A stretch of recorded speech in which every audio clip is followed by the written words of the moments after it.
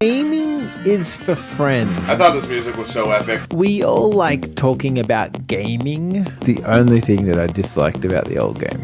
There are so many different conversations started by gaming. Oh, I forgot I have you. This could be anything. Okay, walk in that green goo. Oh, nope. That's a no. Anything gaming.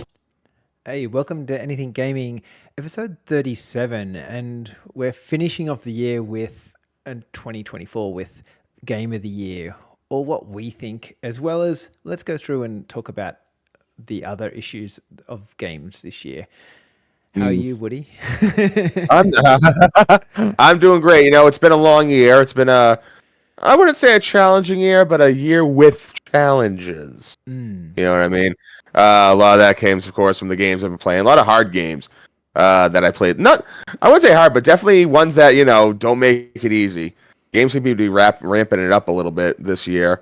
But I did play some good ones. I'm sure you did as well. Yeah. But how you've been? Have you been playing anything lately?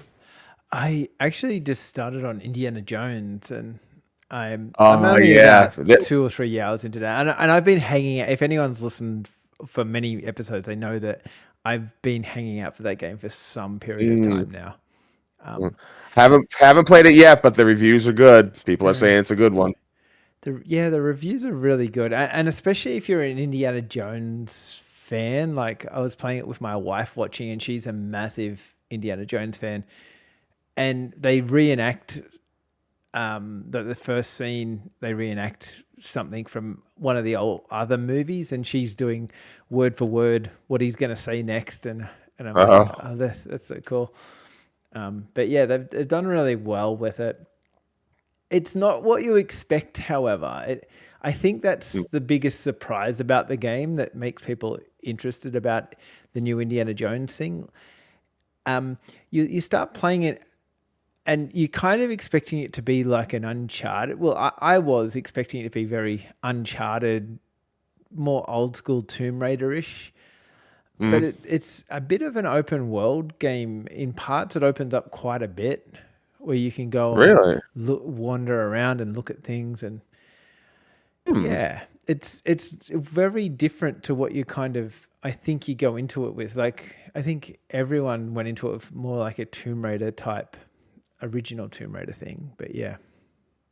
No, that's good, though. I mean, like, you don't want to make the same game. And of course, you know, Indiana Jones is the OG of, you know, archaeological tombs, climbing around, danger, all of that. So it's nice to see him, like, kind of carve his own, like, identity as opposed to the climb the wall, leap to the ledge kind of thing. Yeah. And I don't know, it's very true to an Indiana Jones movie too. It doesn't feel... It feels like more like a movie than it does feel like a game. That's the other part that makes it really, really good. So, yeah, definitely worth looking at. And surprise, surprise, it didn't make Game of the Year.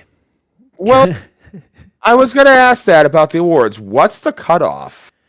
I'm not sure. Okay, like my biggest problem with this whole Game of the Year thing is that they have it set at this time of the year. And like, truth be told, like, there's a lot of games that have just released yesterday, the day before. This is the hot spot of the year to release games. And we're going to have a ceremony that kind of celebrates games, but like it almost feels like it should be moved to February or something like that, where you can collect all these games.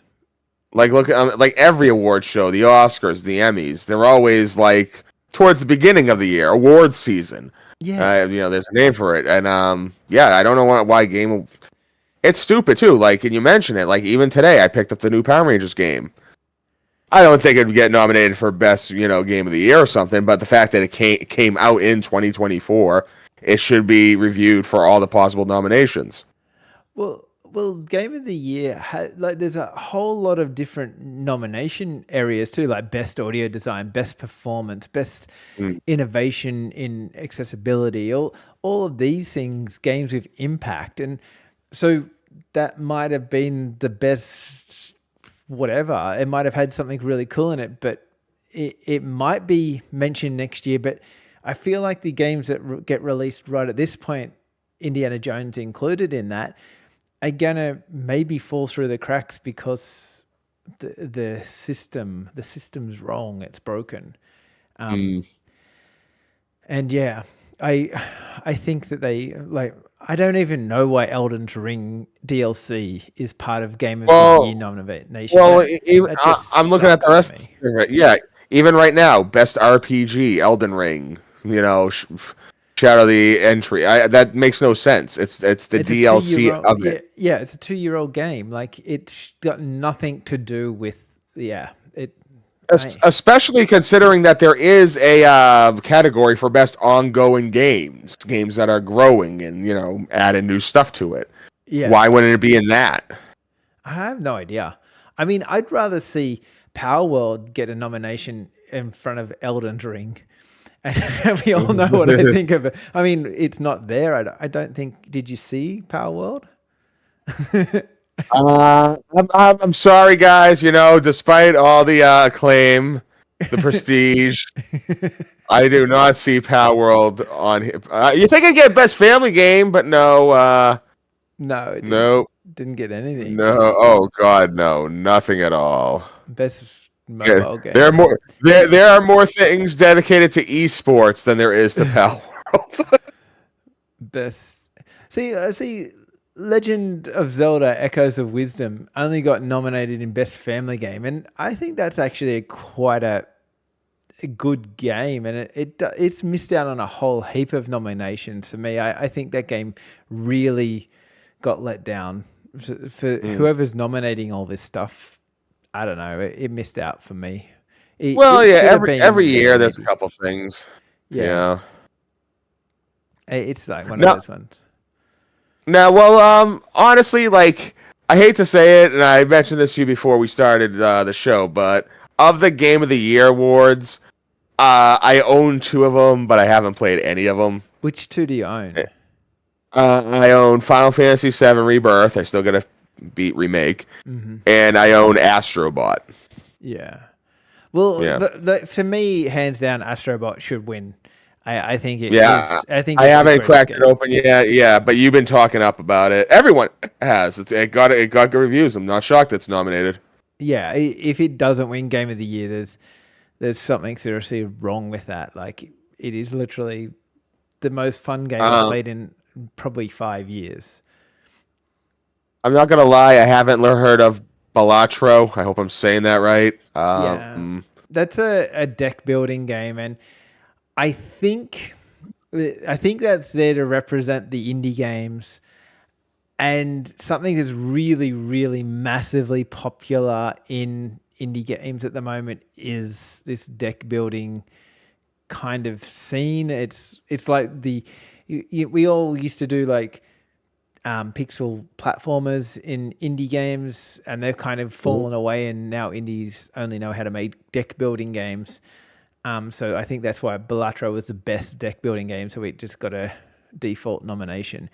I mean, it's all reports it's a good game, but I don't think it's I don't know. Black Myth Wukong. That's nominated. Now that game got a lot of hype. That game was talked about. It was the toast for a tad. I thought it looks really good. Like, I don't know. It just looks really amazing. It's got like that fighting essence. It looks graphically amazing, but I don't know, not my type of thing. It just looks the same as all the other games that it looks like, if you know what I mean. Right, yeah. I mean, it's probably fun. It's probably what, like, not saying it's like God of War, but I'll probably get the same rise out of me that God of War does, which is great, but it's a game that I probably will pick up somewhere down the road when I can snag it for a better price, when it drops a bit. Yeah. Elden Ring, Shadow of the once again, shouldn't be up there at all. Shouldn't be anywhere near that. Final Fantasy VII Rebirth. Is that a remake, or is that just okay? Remake was part 1, and Rebirth is the second part of the remake of the 7th game. Okay, so is it the seventh game, the second half of the seventh game? Not the second half, the second part. I think there's more. I think there's at least another third part. Honestly, the way they're pacing it out, and if I go by the original story, because even though I haven't beaten this, I've played the original 7 to death. Mm-hmm. I could see them getting at least 5 games out of this. Okay. 4 maybe if they kind of abridge some stuff, because there's different phases in any Final Fantasy game really, but they're pretty much like drawn out in Final Fantasy 7 original. Okay, so this is a new game. That's what you're trying to say. So it's not just a remake. Yes. Yeah, okay. Brand new game. Sure, yeah. Okay. Cool. Oh yeah. And then you got this is an interesting one. Metaphor Refantazo. I'll just call it Metaphor for here on in. It actually someone I work with, they picked it up because they love Atlas Atlas RPGs. Yeah. And he said it was great. He said it's right up there. Okay. But that's all I know of that game. I don't follow Atlas RPGs too much. I'm not really that sold on. But like I said, Astro Bot, hands down, best game of the year out of everything they've put up there. But yeah, not for me. I don't think there's any other things there that really interest me a whole lot in this gaming category. It's almost a sad state of the game industry to some sense of. Some years are stronger than others. I remember we mentioned last year was a pretty decent year. I thought, looking back, there's some heavy hitters last year that I played. But yeah, overall, I played some really good games that came out this year. But even I know, as good as they are, they're not in anyone's like. No one's really clamoring to play Prison City. You know what I mean? It's not everyone's cup of tea. I understand that. Yeah. Really, my personal pick, and I'm surprised about this, my personal pick for Game of the Year, and it's not on the nominees, would probably be Silent Hill 2. Yeah, I was surprised that even didn't get a nomination. Yeah, I mean, I get the whole, you can complain about remakes all you want, but Final Fantasy VII Rebirth was on there. I'm pretty sure other remakes have crawled on there. The Resident Evil remakes, Resident Evil 4 didn't. Oh wait, no, it didn't. It didn't win last year. No, but it was on there. I have a confession to make while we're here. Oh boy. So I bought Final Fantasy 4 after all the hype, after everything it has from last year, and wait. Final Fantasy 4. The remake. Resident Evil 4, sorry. Oh, sorry. Resident Evil 4, the remake, sorry. All right. Bad. All right, no, cool. Okay. I'm with you. Yeah. It's the biggest letdown in all games that I've played so far. I think because so many people hyped it to such an extent, and I personally really like Resident Evil 7 and 8. They're my favorite. Yeah. They're my favorite, and then I like 2 and 3 a lot as well. And then I thought, oh well, 4 is gonna be better than 3 because everyone's told me how much better it is, and yeah, I can't find my groove in the game. The one thing I like especially about 4, it took me a while to warm up to, but I love the combat. I love the actual way you fight people in that. I hate stealth as a rule, but Resident Evil 4 handles stealth pretty good. Well, see, Indiana Jones is all about stealth. It's a stealth game. I should have said that before. And that there is 10 times better than Resident Evil 4. Okay. So, anyway. But yeah, no, I don't know. It just let me down a little bit. And the people, not Power World bad, but it's a good game. It just let me down. We joke about Power World, but considering the hype, I'm shocked it didn't wind up on one of these. Well, it didn't even get in the best indie games. Yeah, just something. Even the art. It's not really. It's got currently under investigation art department. No. Well, the art department's not under investigation. Well, I thought because so what happened? Let me just clarify that. Let's finish the year on a high here. So what happened is Nintendo decided that Power World was stealing its mechanic of the capturing pets by throwing a ball at them. Huh. This is something that they registered that as a trademark only in April, 3 months after Power World has been released. Oh. Okay, but then, so this is getting a bit of a dodgy thing. And then to go even further into that, Pokemon's pretty much a copy of, what's that other game, Dragon Ball Z or something like that? No. Which is the one that Pokemon's a bit of a copy of?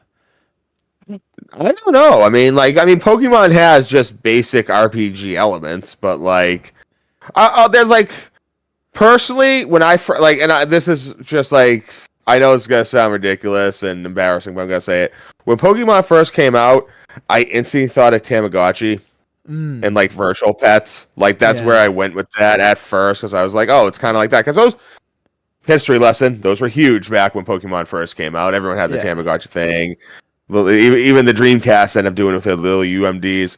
So I just thought it was like, at first I thought it was just like that. It's not. It's, a little bit more. Yeah. Not as like simulation based. Yeah. But anyway, so that's what they're kind of suing over. They're not suing over the character design at all. They're more suing over the way that you're collecting the Pokemons. But then they only, So I think Power World's fine. I don't think they're going to get in trouble. I think Nintendo's missed that opportunity. Yeah. I wanted to talk about the best indie game because I'm at heart. Oh, you like your indie games. Yeah. So they've got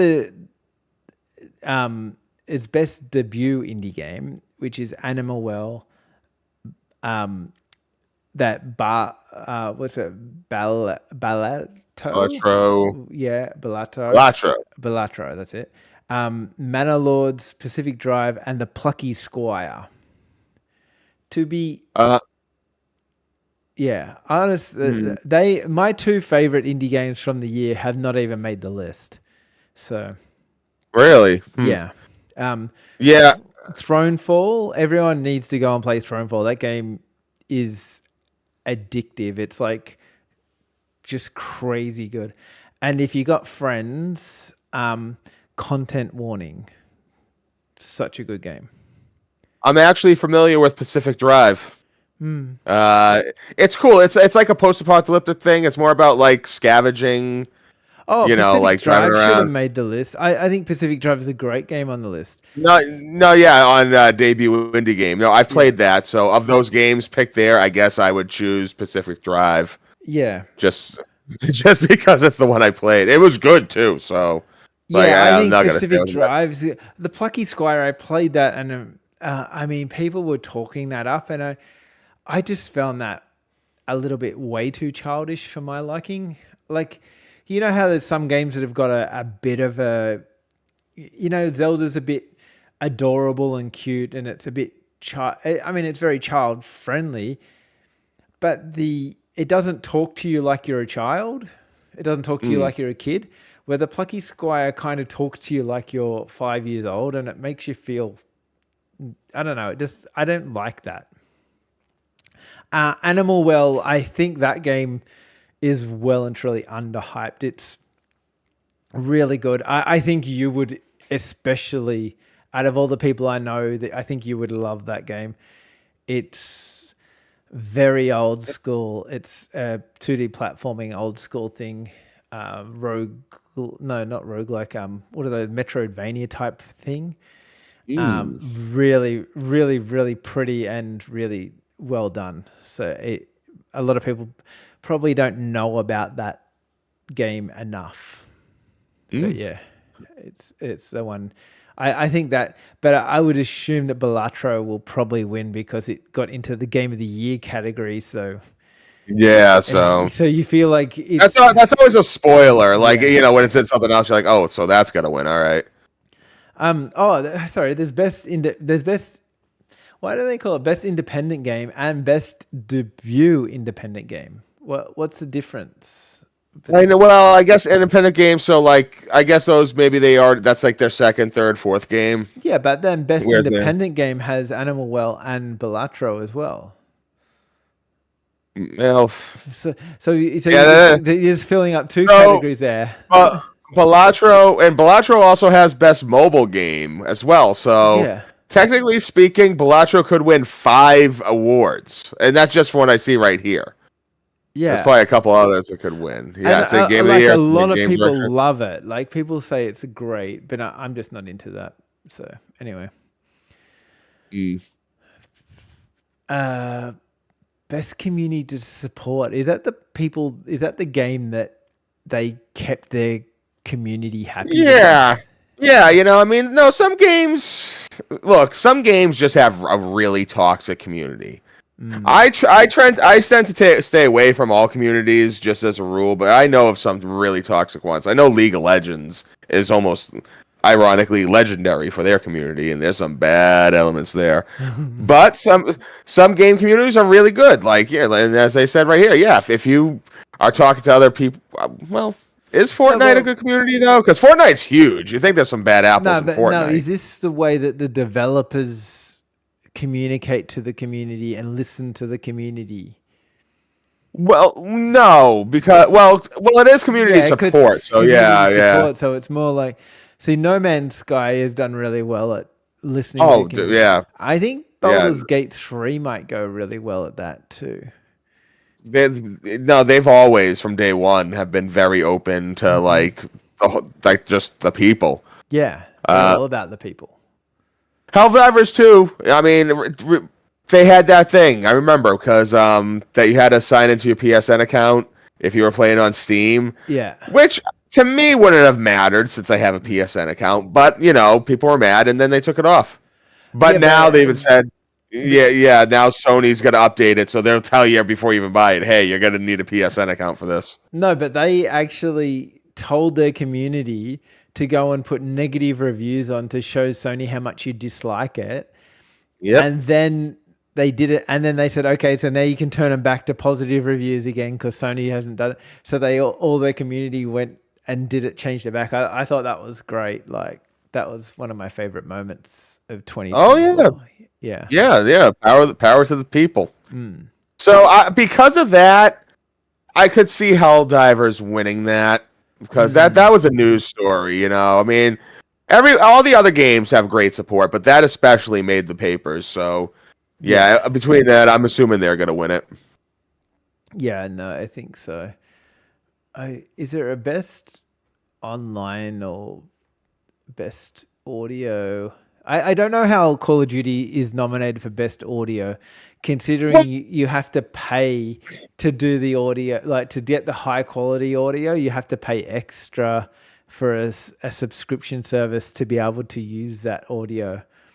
So that's not really fair to the people. Yeah, I never heard of that. That kind of sucks. Yeah. Yeah, this is what happened. Like I actually just picked up Call of Duty. It's my niece. She wants to get something for her dad. She don't got money for Christmas. She's 12 years old. She doesn't work, so I end up getting something to give to him. He was asking because he's got Game Pass, so he's just been playing Black Ops 6 on Xbox. But he wouldn't mind having it on PlayStation 5 as well. So another one, but I didn't know anything about no audio. No. It has audio, but if you want the high fidelity, super duper Call of Duty audio, you have to go and pay for a subscription to get this other thing to add into your PC to make the audio super duper good. Wait, so what if you're playing Call of Duty on console? It's fine on console. It's more of it was a PC game as it were blowing up. So it's more of a mod than anything else. Well, no, it's got something to do with the audio, and it's I got a mod on my Fallout that adds some new sounds, more realistic sounds. Yeah, I guess it's something kind of like that, but yeah. Anyway, there's been a whole big hurrah. There's been lots of things going on this last week or two. AR game, that would be your kind of thing. Well, see, it's kind of weird how that's actually still like category. VR, yes. VR is still around. I mean, it hasn't really taken over the world like it is, but it is a genre. Honestly, as far as AR goes, the only time I remember ever messing around with AR and liking it was on my 3DS. It came with like little cards and stuff that you use the camera, and it was just like things would happen there. Pokemon does AR the best. Like they're the only one that does AR as good as. Well, it's but AR, they're the only. It's AR slash Yeah, like it's AR slash VR slash AR. So it's both of them. Sorry. I know, but like they're just different though. Like They're I think way different.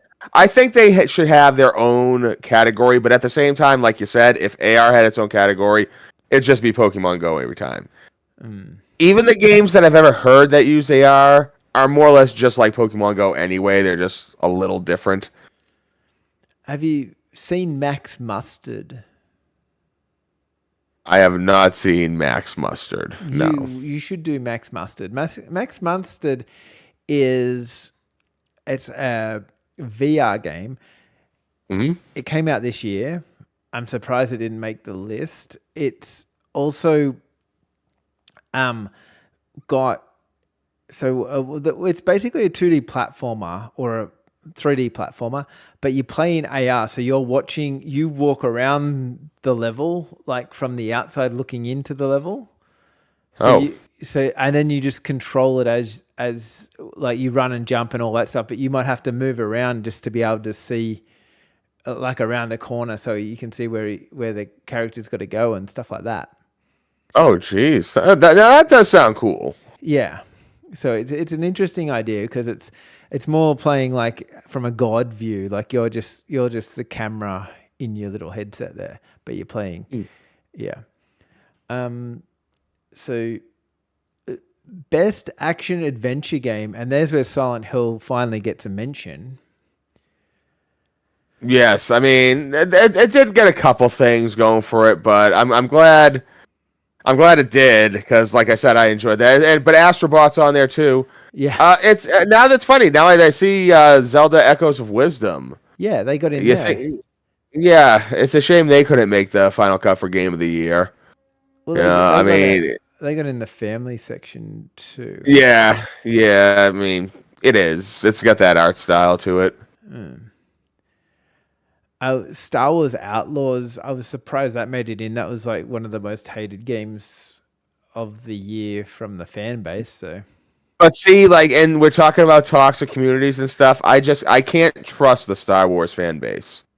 Oh, I just can't. I mean, no, there's some good ones. I'm not saying they're all bad, but I'm sure even the most reasonable Star Wars fan even knows that. Yeah, on the whole, the Star Wars fan base, there are some nasty elements to that. They're very sure what they know. That's what I would say about Star Wars fans. They know what they know, and I would hate to have a debate with a Star Wars fan because I would go home crying. Oh no, dear God, I would hate that. Yeah. And it must be said. I hate to get off topic here. Overall, I find Star Trek fans much more well behaved. Yeah. Like, I mean, there's a much couple violence in Star Trek's all about exploration. Exploration. Yeah, it's not about so much violence. It's only the recent movies that have brought in the violent aspects to that. True. Yeah. So maybe it's just that's why it draws those type of people.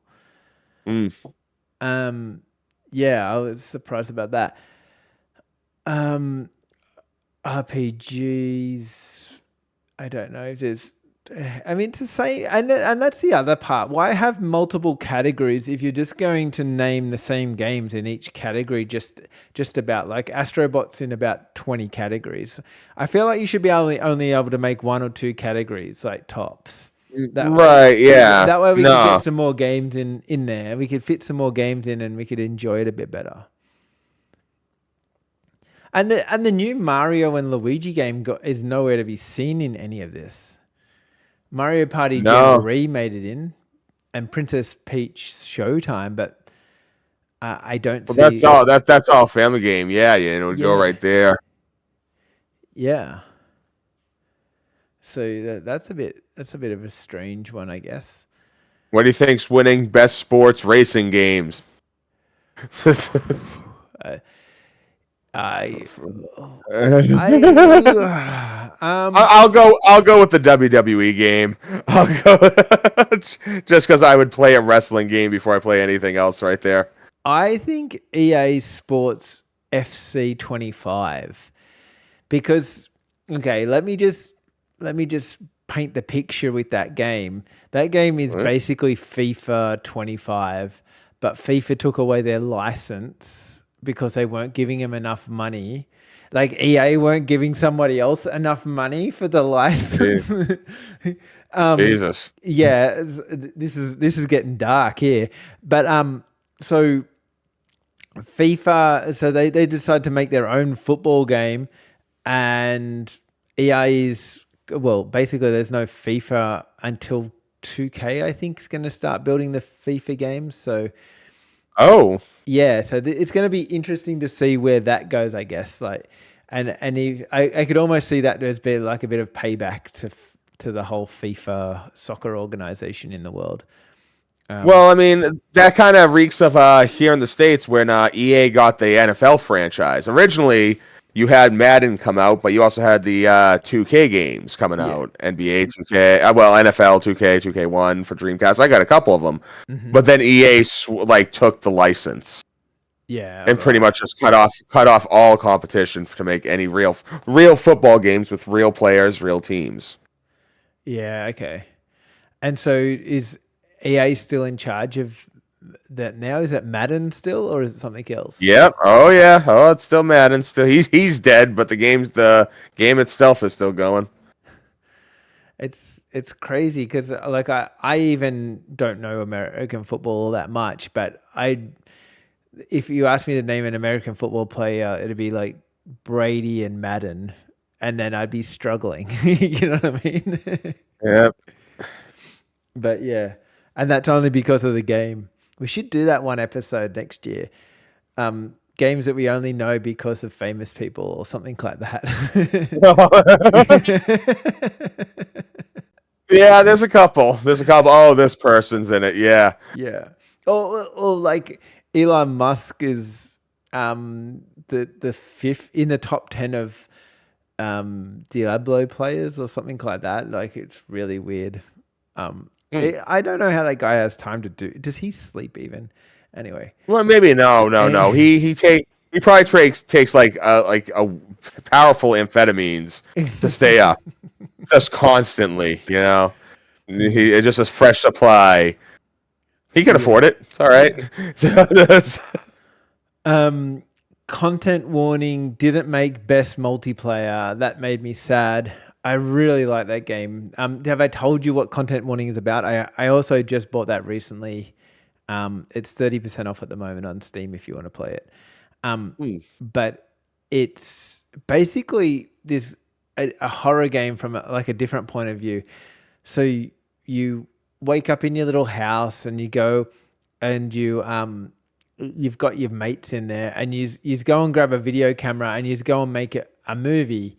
Like a YouTube movie in like a scary abandoned submarine type of thing. And so then once you record your video, which record your actual voice as well, don't get me wrong, you go back up to the surface, you put your video into the editing machine and it spits out a DVD and you put that in the thing and you upload it to YouTube. And you can watch back your adventure and it's just hilarious. Like, you'll be playing it with your friends and they'll be saying some dumb crap. And yeah, it's so funny. Like, they'll scream and carry on. And the more that their voice kind of reacts, the bigger that the views will get on the video. And you need to get a certain amount of views to keep going in the game. Oh. So yeah, it's an interesting kind of concept, but really fun. Yeah. Well, speaking of like time lapse, like today, for example, it's not gonna get nominated because the nominees are out, even though it came out in 2024. but I was playing the new Mighty Morphin Power Rangers game, and it's a brand new beat 'em up. You can have like a bunch of people playing with you at once, and beat 'em ups are always just nice, solid multiplayer games. Beat 'em ups have come back hard in 2020. Hard, yeah. I mean, they're just a lot of like thinking a kid, just like when you're playing beat 'em ups next to someone, you don't have to think. You're just moving to the right, pressing A. Try not to get hit too much and looking for health. And they have. I mean, even G.I. Joe has a beat 'em up game coming out down the pipeline. I think that's gonna be next year, though. Is there a He-Man one yet? No, and there's oh man, that'd be great. You could play as He-Man, Man of War, Tila, maybe even some of the bad guys. Maybe you unlock some of them. I'd play as Stinkor. And I would like. I'm surprised they haven't done Golden Axe, a remake of that. Yeah, that's screaming. I mean, I liked Golden Axe, but I like Streets of Rage better. Like when it comes to old Sega, beat 'em ups. But Golden Axe was always tight. It was always fun to play with a bunch of people. Never could. Well, you could get pretty far. I don't know if I ever beat it. I'm just as surprised that one hasn't become so big. Yeah. It was just that was the kind of one that's just screaming for a remake. It was. I think they made 3 of them or something. Yep. I think there was. If anyone wants to correct me on this, it's fine. But I think for the Sega Saturn, there was like a really bad 3D style Golden Axe game. Yeah. I could be wrong. In my head, maybe it's Mandela out of existence, but I think there's one of those somewhere. Okay. No, that'd be weird seeing it in 3D. I just not sure how I feel about that. I can't even remember like what else came out this year. Well, I mean, see, a lot of the games I got this year were very under the radar. Prison City, for one thing, that's a damn good pixel art 2D platform game. I'm enjoying it. If you're a fan of the old school Batman or Ninja Gaiden games, right up your alley. That came out this year. One game that actually I did get this year, but I can't play it yet because it's a sequel that got a lot of good reviews. Forgive Me, Father 2. Yeah. It got insane good reviews and overwhelmingly positive according to Steam. And wow, now this game looks good, but I want to play the first one, so you know what's happening. So by the time I get to it, it'll be next year. Yeah. Did you have let's go in the dark side, a worse game of 2024? Now, I'm not going to say Pal World because that's too easy. I don't want to say that. No. Well, I think I have to, technically, because it's the only game I played that I didn't like. I don't look out to play bad games, and it's really hard to disappoint me. You know what I mean? I try to go to every game with an open mind. Yeah, I've been burned. Who hasn't been burned? But you don't want to act like that, so you go in. But Pal World was different because, when we played Pal World, it was we knew what we were getting ourselves into. I knew damn well what the games was going to be like. So because of that, I was a lot more forgiving to the game. I thought that, but I probably think maybe Suicide Squad probably deserves a mention. That game was horrendously bad. Well, do you think though, was that kind of a a revelation in a way? Do you think that means that live service games are just done, or at least it's done as far as getting a new one up and off the ground? Because that just goes to show that if you're gonna make a live service game, the game it has to be. You can't have a sleeper hit for a live service game. It's gonna be hot right out of the gate, or else it's gonna die. If you put a lot of expectations to it, of course. Yeah, well, I mean, you have a look at what was it, Defcom X. There's what was the other that one shutting down? That's the X Defiant.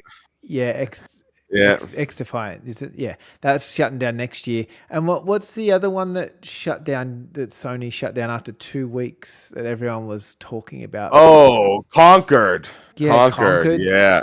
So, one thing I've learnt this year from video games is that you can't just throw Star Wars characters into a game or any characters that are really popular. Like we can go, let's go and grab all the DC Universe people and we'll throw them into a game and the game will be a success. That does not happen. It's just not going to happen. No. So that's one thing I think that everyone needs to be kind of aware of. We need to have some kind of understanding that we have to make a good game and then we'll think about something else, like let's make a good game first and then add have good characters, have good story, have good everything. You can't just buy a game success like they tried to do with Suicide Squad. Okay, full disclosure, I never played Suicide Squad, but from what I hear, the actual gameplay, like the actual meat and potatoes of Suicide Squad fighting dudes, wasn't necessarily bad. The controls were smooth. All the attacks did well. It was repetitive as hell, like very repetitive. But so it had something. But yeah, like you said, just when it finally came time to fine tune it, they just couldn't. Well, I think when you look at the writing should have been on the wall when what was the night one before that with the Robin and all that in it. Gotham Knights. Gotham Knights. Yeah. When that got released, that did horrendously bad. And everyone complained about the repetitiveness of it.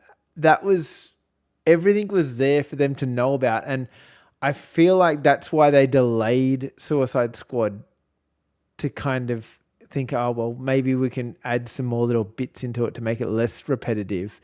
Because it was meant to release a whole year earlier and it didn't release a whole year earlier. I think because they probably tried to save it.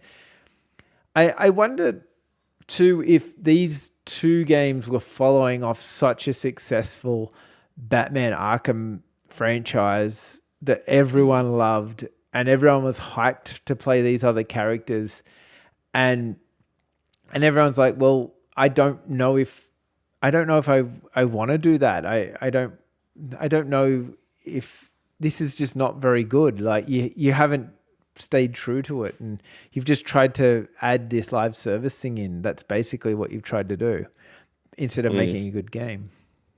I mean, yeah. If Batman, the Arkham series sold well, they didn't sell well because it's just Batman. Lots of Batman games come out, you know what I mean? And not all of them sell too well. It's because it was a good game. So that's what you got to do. You got to make a good game. Gotham Knights, I played Gotham Knights and I enjoyed Gotham Knights, but it like you said, it was just boring. It was that kind of, I hate loot. I hate random loot. I want to know what I'm going for anytime I do something. The first game I ever played like that was Agents of Mayhem. And that was just I got a big whiff of that when I played Gotham Knights and it just turned me off. And with Suicide Squad, I was like, I don't see it being anything else but more of the same. Yeah, I feel like the story was missing a lot. That's where I thought it was all forced upon you. And I have a theory about a majority of games. Not all of these games feel like this, but if you can make a really good single player game and then convert it into a multiplayer game, then it does 10 times better. Because you've got a lot of people out there, especially the older people that do buy games, people over 30 are buying probably more games than anyone else. Mm-hmm. And they want to go and play the game by themselves. And then if they like it, then they'll go and play with their friends for a bit. But predominantly they want to play by themselves, probably. You know what I mean? Where right now, the video game market has so many you got the little kids, you got the teenagers, you got the 20 to 35s, you got the people even older than that now. We're at the time of age where you do realistically have 50-year-old people who have been playing video games their whole life and they're still doing it. Mm-hmm. So what are they buying? They don't care about playing with other people. They want just single player games. So the voice, they're telling everyone what they want. And there have been some good single player games. Like this, I think the focus isn't on it yet, but it seems like it's shifting towards it. But I'm sure there'll still be plenty of cash grab live service games coming out too. I think there's a couple down the pipeline actually. I think if you're doing a live service game, the rules of how you're going to make it successful, it has to be free to start with. Absolutely. I don't see right there. All the big live service games that are running to this day right now as we speak, all of them are free, initially. I mean, you can download and play it. Even like Call of Duty added Apex. Warzone, just so they could get that free market involved. You can play Call of Duty for nothing. Yeah. Until you want to get like a cool, shotgun skin or something, and then you start pumping money in. Yeah, and then you go, well, you know what? I wouldn't mind playing the other things. I'm still surprised to this day that the multiplayer on Call of Duty hasn't gone free. I think that's not too far away. I think within 3 years that will be a thing. Call of Duty will be just a free game, and they'll rely on money from DLCs or skins or battle passes.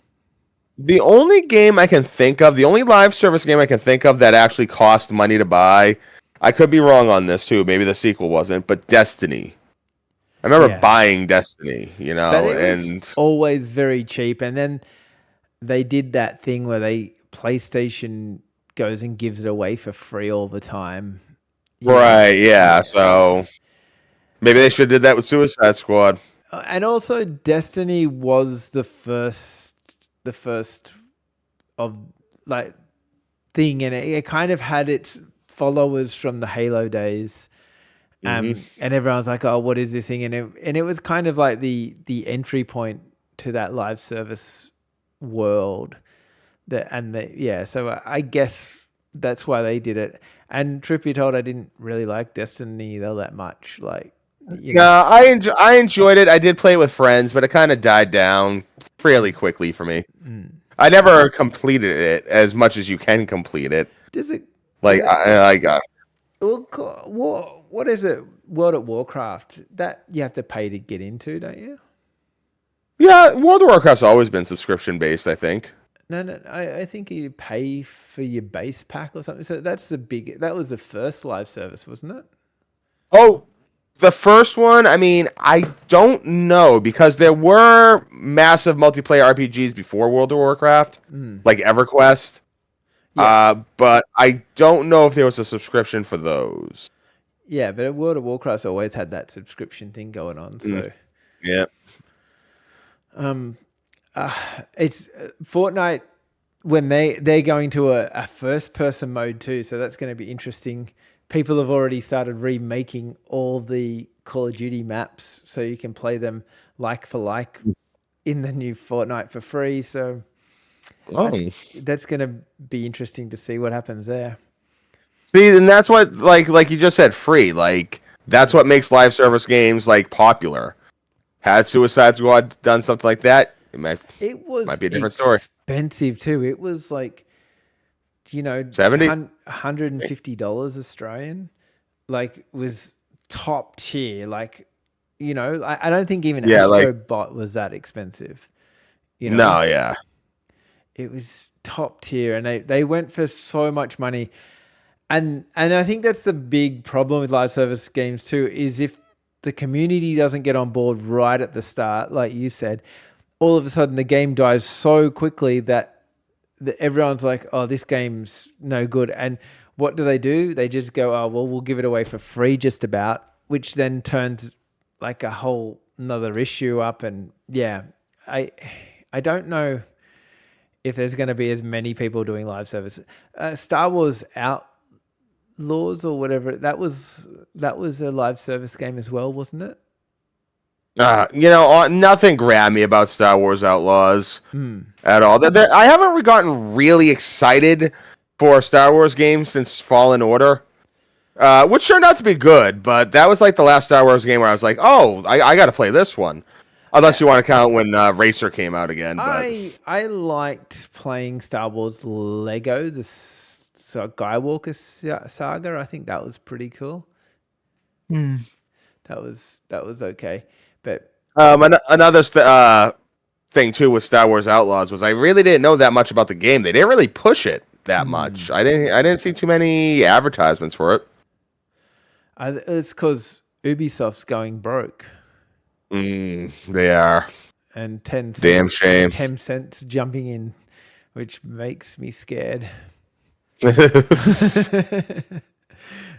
Well, everything will probably be free, but everything will have like subscriptions everywhere. It's going to be. Yeah. But does everyone want subscriptions? I mean, no one does. No one wants to spend money for anything, especially when it's stuff that they don't actually own. You know, that's just natural. But at the same time, I mean, what else can you do? You know, I don't like it, but yeah, I didn't vote for it. Yeah, you'd still have us all walking around with cartridges if it was up. Yeah, it's constantly trying to blow it in, and it's all dusty, and you got to put the alcohol in the Q-tip just to get bringing your copy of Metaphor to work. It's tough. It's tough. You know what? Okay, let's change tack for a moment here. Why doesn't the Game Awards have Best Remake of the Year? Because let's be honest, that's where the games are really. They're the games. I mean, you have to differentiate between a remake and a remaster. Okay, best remake / remaster. Best. All right, yeah, yeah. That should right there. That should be like you don't need to separate remake and remaster from the same category. But if you're gonna combine, racing and sports, combine, remake and remaster. Yeah, because if I mean, obviously, I think far away, Silent Hill 2 will probably be the best remake this came out this year. Oh, see, I disagree. I'd like to fight you on that. Which one? Tomb Raider 1, 2, and 3. Those are more remasters, though. Yeah, but it's still in the same category. Yeah. Well, yeah, still same category. No, I'm still saying Silent Hill 2. Fight me. Yeah. I just really enjoy it. Yeah, I haven't played Silent Hill. It's not bad. It deserves to be on that category, but it should be in the nominees list at least. It was really, really well done, and I love nothing more than a game that does a remake, remaster, whatever you want to call it, and they change the controls to be up to date with new control, like to work with your analog sticks really nicely. That's what they did in because for me, Tomb Raider was unplayable with the old one stick and not having a camera. Yeah, I mean, it's rough. It's rough. I played a chunk of Tomb Raider 2 just about a year ago. Not right through, but I played the first couple. I played up to Venice, and it hasn't aged so well. Yeah, it has not aged especially well. And that's why you go and play the remakes, remaster, and they've got like the whole new playing system, and it just makes it so enjoyable. It's like, oh my god, this is a game I wish I had all those years ago. It's not so frustrating anymore, and having unlimited saves, that's a thing. Well, that should be a thing. Yeah, like in Tomb Raider 1. It was you had checkpoints that you could save. In Tomb Raider 2, you just had unlimited saves. In Tomb Raider 3, you could save anywhere, but like it was like an item. You can only save, so if you ran out of saves. Gems to get and then you could use them, trade them in for saves. But in this one, you just go unlimited saves the whole way through. It's so good. Right, yeah. Yeah. But yeah, I think they're the things. When they do remakes, remasters, they need to, 1, update the controls functionality, and 2, update the saving functionality, because they're the 2 things that let old games down, in my opinion. Well, one thing I've been liking is that a lot of games have implemented like remasters. A couple ones I've gotten have actually implemented Rewind. It's not so much a remaster, but how they came out with the Time Splitters trilogy for PS5. And actually, it's funny. It came out the same week that Conquered came out. Yeah. and they reported that more people were playing Time Splitters 3 than Conquered. Which was great. I love that. But yeah, they added a rewind feature to that. So when you die, you could just hit the rewind Oh, button. yeah, you just rewind it. Like, it's not super long. It's like 10 seconds, but still, you can rewind. Yeah, but I like those little things in older games that you kind of like, oh, they take the frustration out of the games. Some of those games, like, yeah. What was Alex the Kid remaster remake? It's got the same thing that Tomb Raider had, where you could press that button and you could flick between old and new instantly. I love that. That's really fun. Yeah. Yeah. I've been playing through the Halo Legacy Collection recently, and you can do that with Halo 2. Yeah. Because I was recording it with somebody, and we were both like, I don't remember Halo 2 looking this good. Like, what's good? Like, and he's like, oh, they must have remastered or something, I guess. And I press the select button, and it just instantly goes to original Xbox graphics. Yeah, and you're like, oh my god, this is. How did we play this? Yeah. Oh man. No. Yeah. It's like, wow, that's rough. Yeah, that's rough. Well, it makes you see exactly what the graphics, like what they've improved, because like a lot of the time you're like 5 minutes into the game, you're like, oh, they haven't really done that much, and then you flick it back and you're like, yeah, they have. They've done a lot. Even in Tomb Raider, they've put like fake ceiling grates in to like let light through in certain bits, and they've done some really nice lighting aspects to it. That's why I think it's really good. But I think I'll have to try the Silent Hill 2 one, because it's you've been talking that up. So the way I think, if you're not liking Resident Evil 4, give Silent Hill 2 a go. It's the same style, over the shoulder aiming, but it's a lot more methodical. There's not really any stealth, or at least, I mean, I think there is kinda, but not to the extent that Resident Evil 4 has. Well, my favorite part about Resident Evil games is the puzzling part. Like figuring it out. I like that. Yeah, but to be fair, like, I know Resident Evil 4 doesn't have the most complex puzzles. Yeah. But the OG Resident Evil 4 didn't really either, especially when you compare it to like. See, I didn't know that. We're going into it. Eh? Yeah. Like Resident Evil 2, you've got to work out what door you got. How do I unlock that door? How do I do that? I really like that part. Resident Evil 2 to me was the better one. It's kind of weird how Resident Evil works. It kind of works in trilogies. Yeah. Like 1, 2, 3, and then you have 4, 5, and 6, and 7, 8, and whenever the 9th one is ever announced.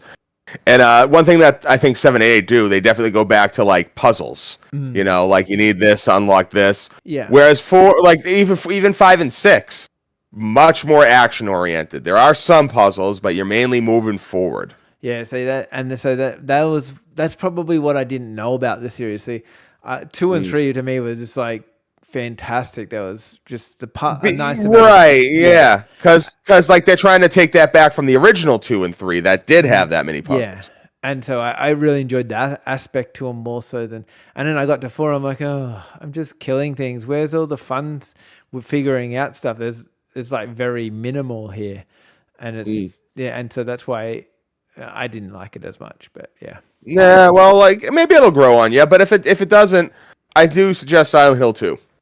Okay, so is it got more puzzly things? Oh God. It's got so many puzzly things. You pick the difficulty of puzzly things. There's a combat difficulty and a puzzle. I'm doing normal, and even I've gotten stuck a couple times. I've yet to need to look online for something. I have figured everything out, but man, I was there for a couple minutes. Well, this is Indiana Jones did that too. It asks you how your fighting skills are, and it asks you how your puzzle skills are. I like that in a setting. Actually, the original Silent Hill was one of the first to do it. The original Silent Hill 2. Well, I'm interested in Silent Hill 2 now. So that sounds like my game. Yep. No, yeah. I recommend it. Okay. It's my game of the year. Okay. My game of the year is probably thrown for it. I've thrown so many hours at that game. I know you haven't played it yet, but it's $12 American, I think.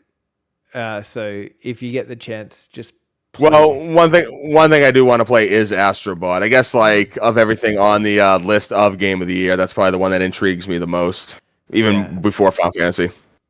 It's so Astro Bot's just got so many. I think it's the way that they've connected all the oldness, like it.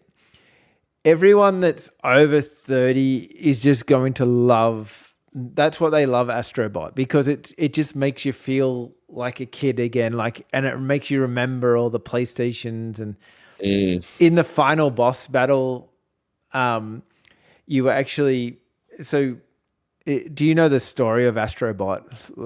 Let me destroy or not ruin the surprise, but there's not that much to know.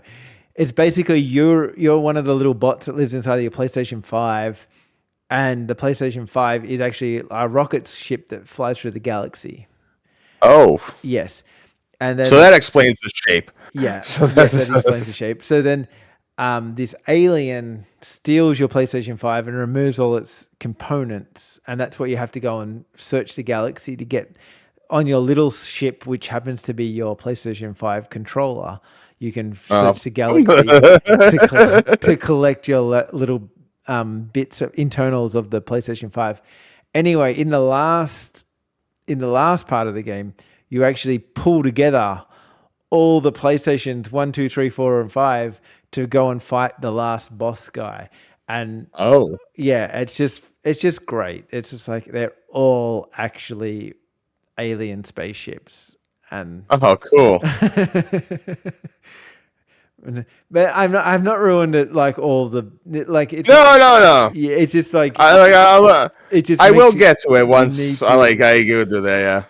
Once you start playing that game, you'll just it's so great on all levels of great. So if it doesn't win Game of the Year, I don't know. Life sucks. Well, we'll find. Well, I'm sure we'll talk about when they actually do win. I guess it's tomorrow. It's the 12th. Tomorrow. So next time we get together, we'll discuss the winners and why they shouldn't have won, and why Power World should have beaten all. Yeah, of those yeah, right. And I will have to go and buy Silent Hill 2. Actually, one thing we'll have to discuss too is there's got to be a couple game trailers coming out just for the Game Awards. There usually is. Yeah, I think there will be, but yeah. Anyway, that's this year wrapped up in a nutshell. Anything else you wanted to add to this, or you're pretty good? No. I think as good as 2024 was with some of its games, I'm especially looking forward to 2025. There seems to be a lot of heavy hitters coming, and I'm looking forward to steamrolling through those. Yeah, I think the game industry's changing. I think we got into a bit of that halfway through this podcast, but I think it's changing, and the games that are coming are going to be a reflection on that. So it's interesting to see what comes, and I'm too looking forward to 2025. So we won't be back till next year sometime. We don't know when. We never work it out. We kind of like a couple of days before, like, do you want to do a stream? Yeah, okay. Right, yeah, then we talked about it. Like, it'll be like 6 o'clock in the morning here. It'll be like, like 7 o'clock at night over there. Yeah. And I'll be like, let's do one of those stream. Those things that we do where we talk about video games? I actually got to give you credit because, like, I did message you because I was getting ready for work and it was like 5:30 in the morning over here. Yeah. And I was like, all right, it's probably nighttime. He's up. I'll just text him about this, the podcast. And you even chastised me. Like, it's kind of early over there, isn't it? It was. I think it was 10 p.m. at night here at that time. So. Wow. Yeah. So it was reasonably late here, and I'm like, hey, I wonder what time it is over there. That's why I was kind of like. Hey, I did my thing. I was like, all right, it's probably 8 something. I can message him. He'll probably be up. I'm probably up. That's true, but it's because of that daylight savings thing we talked about a couple of weeks ago that just mucked everything up badly. No, well, we move through it. Yeah. Well, until next year, we'll do it all again.